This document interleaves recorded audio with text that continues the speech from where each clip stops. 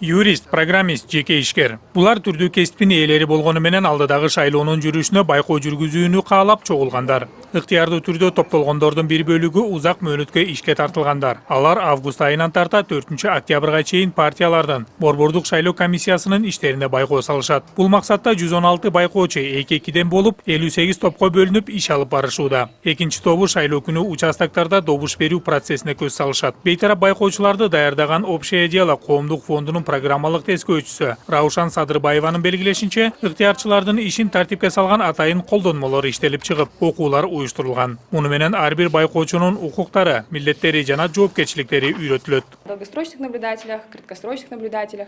Узак жана кыска мөөнөттө байкоо жүргүзүү боюнча атайын колдомо даярдалууда. Биздин аракеттер шайлоого чейинки байкоо жүргүзүү жана добуш берүү күнүнө байкоо жүргүзүү болуп экиге бөлүнөт. Биринчисинде үгүт иштеринин жүргүзүлүшү, аймактык шайлоо комиссиясынын иштери жана шайлоодон кийинки аракеттер байкоого алынат. Экинчисинде добуш берүү күнүндө шайлоонун жүрүшүнө көз салынат. Алар 3-октябрь күнү өтүүчү участактардан сырт жерлерде добуш берүүнү жана эртеси шайлоо участактарындагы жалпы добуш берүүгө байкоочулук жүргүзүшөт. Андыктан бөлөк-бөлөк колдомолор иштелип даярдалган. Добуш берүү күндөрү шайлоо участактарында байкоо жүргүзүүнү каалагандар өтө көп болгон. Миңден ашык ыктыярчы өз каалоолорун билдиргени менен арасынан атайын талаптарга жооп бергендер гана тандалып алынган. Анткени бейтараптуулукту камсыздоо үчүн байкоочу болууну каалагандар бир дагы партияга мүчө болбой, мамлекеттик мекемелерде иштебеши керек деген шарттар коюлган. Эламан Алмазбеков буга чейин көз карандысыз байкоочу болуп иштеп көргөн. Мурдагы шайлоолордо Сокулук районундагы аймактык шайлоо комиссиялары менен иштеп, участактарда мыйзамсыз көрүнүштөрдү болтурбай үчүн аракетин көргөн. Это моя гражданская позиция. Бул менин жарандык милдетим. Шайлоолор дайыма таза жана ачык өтүшү керек. Ошондой эле мурункудай шайлоочуларды массалык түрдө ташып келүү, массалык добуш берүү сыяктуу мыйзамсыз аракеттер болбош үчүн көз карандысыз байкоо жүргүзүлүшү зарыл. Коомчулук добуш берүү процессин көзөмөлдөп, татыктуу талапкерлерди тандап алуу үчүн шайлоонун жүрүшүнө жалпылап көз салышыбыз керек. Узак мөөнөткө иштейм деген байкоочулар каттоодон өтүп бүткөн.